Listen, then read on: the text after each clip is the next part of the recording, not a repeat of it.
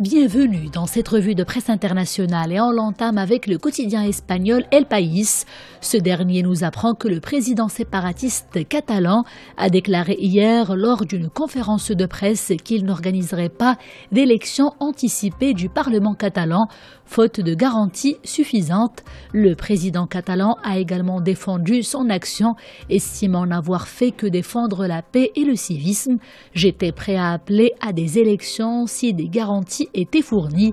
Aucune garantie ne justifie d'appeler aujourd'hui à des élections, a-t-il déclaré. Il a ajouté qu'il appartenait à présent au Parlement de Catalogne de continuer sur la voie du mandat en faveur de la sécession exprimée par les électeurs lors du référendum du 1er octobre. Mon devoir est d'épuiser toutes les voies pour trouver une solution de dialogue dans un conflit politique, a expliqué le président de Catalogne avant de défendre son action. En tout cas, précise El País, c'était la dernière carte entre ses mains pour empêcher la suspension du statut d'autonomie de la région, sanction que Madrid devrait, sauf surprise, voter ce vendredi. À l'écriture de ces lignes, justement, le quotidien a en effet souligné que le Sénat espagnol est supposé voter aujourd'hui la mise sous tutelle, et cela selon les dispositions de la Constitution. Zoom à présent sur la couverture du magazine français Courrier International. Elle est consacrée à Xi Jinping avec comme titre, je cite, « Les enfants de Xi Jinping ». Belle semaine pour ce dernier, écrit le magazine. Il sort en effet du 19e congrès du Parti communiste avec un nouveau mandat de 5 ans à la tête du parti, ainsi que son nom et sa pensée inscrits dans le marbre de la charte du parti.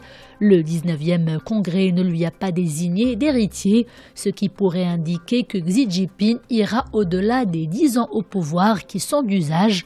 Le comité permanent du bureau politique, dont la composition a été annoncée le 25 octobre, ne compte finalement aucune personnalité assez jeune pour pouvoir prendre la succession de Xi Jinping dans les 5 ans à venir. Xi Jinping et son premier ministre sont respectivement âgés de 64 et 60 ans. Les 5 nouveaux membres ont 60 ans, or l'âge officieux de la retraite d'un dirigeant du parti est de 68 ans, ce qui ne leur permettrait pas d'accomplir de mandat de 5 ans. Il n'y a donc pas d'héritier apparent. En tout cas, résume le magazine, la pensée Xi Jinping et la démocratie ne vont pas forcément de pair. Le premier mandat d'oncle Xi est marqué par une réduction sensible des libertés. Les vastes coups de filet contre les militants des droits de l'homme se font pour leur part nombreux. Dans le même registre et justement sur les dérives du communisme, le quotidien Le Soir belge titre ce vendredi « Russie, 100 ans après la révolution, Lénine est une figure rassurante mais le Kremlin se garde de le célébrer ». Le journal nous parle en effet de Lénine en tant qu'inventeur du totalitarisme en cette année de centenaire de la révolution bolchevique. Le journal propose par ailleurs un reportage à Walinovsk, sa ville natale. Les touristes étrangers y viennent massivement voir la ville natale du révolutionnaire et se plonger dans son enfance paisible.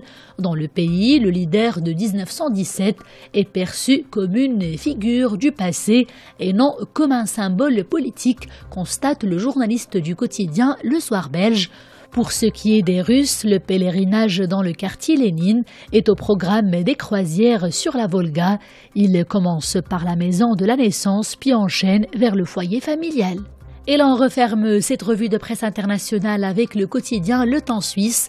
Le journal nous parle de cette première condamnation après le FIFA Gate.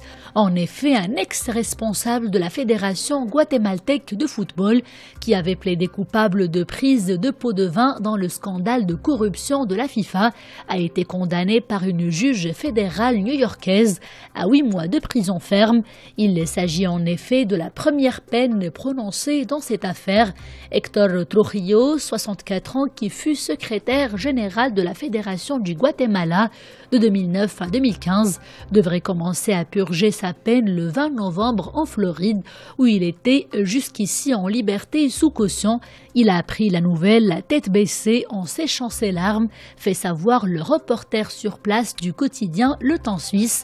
Le responsable guatémaltèque devra également verser $175 000 au gouvernement gouvernement américain au titre de sa reconnaissance de culpabilité. Bonne lecture.